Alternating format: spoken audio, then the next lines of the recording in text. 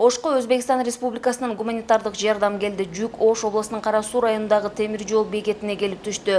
Жардамды тосуп алууга өкмөттүн Ош облусундагы ыйгарым укуктуу өкүлү Узарбек Жылкыбаев Өзбекстан тараптан Өзбекстан Республикасынын Кыргыз Республикасындагы атайын жана ыйгарым укуктуу элчиси Хуршет Мырзахидов катышты. Жардам катары 1000 тонна ун, 60 тонна гипохлорид, 2500дөн ашуун даана респиратор жана медициналык коргоочу кийимдер келди.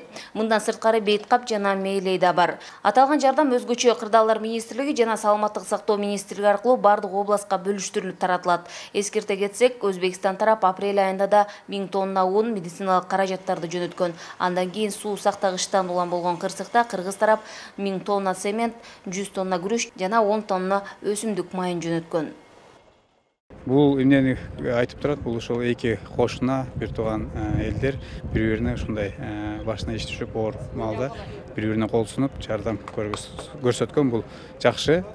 Бул биздин президенттерибиздин бири-бирине болгон ишеним мамилеси, достук мамилеси дагы мындай айкине көрсөтүп турат.